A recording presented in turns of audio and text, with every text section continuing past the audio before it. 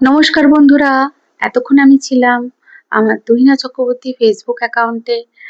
এখন আমি আছি আমার ইউটিউব চ্যানেল তুহিনা ইউনিভার্সে। আজকে চলে এসেছি একটা মারাত্মক ভৌতিক ঘটনা নিয়ে।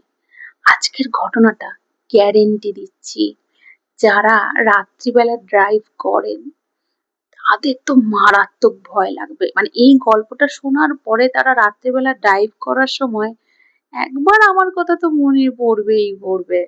মানে আমার গল্পটার কথা একবার মনে পড়বেই। তো চলো সোজাসুজি চলে যাওয়া যাক আজকের গল্পে। খুব বড় গল্প নয়, ছোট্ট গল্প, কিন্তু সুন্দর গল্প। একজন ভদ্রলোক, যার গ্রামে বাড়ি, গ্রাম থেকে একটু গিয়েই কিন্তু শহর। তো সেই ভদ্রলোক গ্রাম থেকে গাড়ি করে যেতেন শহরে। প্রত্যেকদিন সকালবেলা বেরোতেন, রাত্রিবেলা তিনি বাড়ি আসতেন। সকালবেলা উনি বেরোতেন, অ্যাকচুয়ালি ওনার কাজটা হলো যে আমরা যে ফুড কার্টগুলো দেখি না, মানে বিভিন্ন ধরনের খাবার নিয়ে ও বাড়ি থেকে খাবারের সরঞ্জাম নিয়ে, গ্যাস সিলিন্ডার সবকিছু নিয়ে ও যেত শহরে গ্রাম থেকে। সেখানে সকাল থেকেই একদম রান্না বান্না হতো, সেখানে ও বিক্রি বাটা করে রাত্রিবেলা, একদম রাত্রিবেলার খাবার দাবার পর্যন্ত বিক্রি করে বেশ রাতে, মানে তার বাড়ি আসতে আসতে মোটামুটি কখনো 1:30 কখনো 2টো এরকম বেঁচে যেত।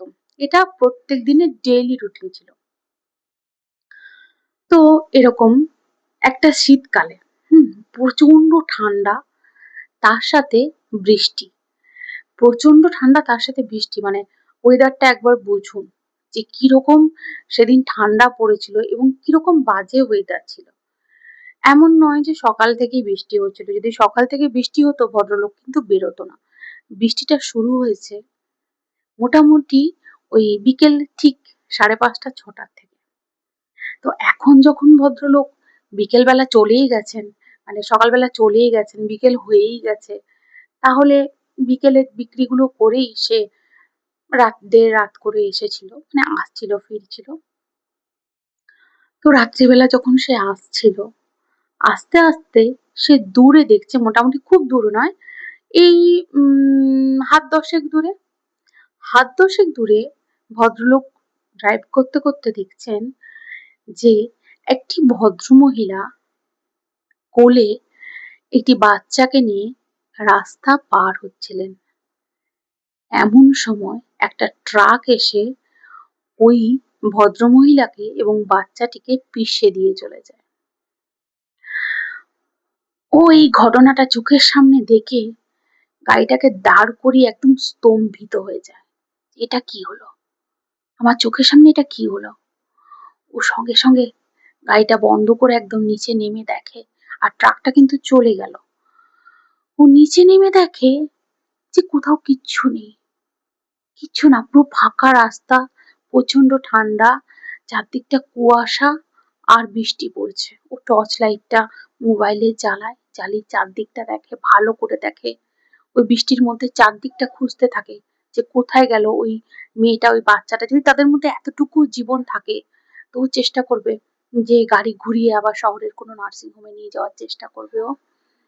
কিন্তু কারুকে দেখতে পায়নি। অবাক ব্যাপার, কারুকে দেখতে পেল না, কিচ্ছু না, এমনকি একটু রক্তও পড়ে নেই সেখানে। ভদ্রলোক উঠে এলো গাড়িতে। গাড়িতে এসে যখন এভাবে স্টার্ট করছে, তখন সামনের যে আয়নাটা, সেখানে দেখছে ওই ভদ্রমহিলা বাচ্চাটাকে কোলে নিয়ে পিছনের সিটে বসে আছে। ওই ভদ্রলোক গাড়িটা স্টার্ট করে দিয়ে গাড়িটা কোথায় যে গিয়ে ঠেকেছে ভদ্রলোক নিজেও জানে না। মানে ওই গাড়িটা ও যখন স্টার্ট করেছে তখনই দেখেছে মিররে যে পিছনে ওই ভদ্রমহিলা তার বাচ্চাটাকে কোলে নিয়ে আছে, যে একটু আগে অ্যাক্সিডেন্ট হয়ে গেল। ওটাও দেখে গাড়ি তো স্টার্ট করে ফেলেছে, গিয়ে কোনো একটা গাছে হয়তো ধাক্কা মেরে দিয়েছিল। ওর কোনো জ্ঞান নেই, ওটা দেখেই ওর জ্ঞান চলে গেছিল।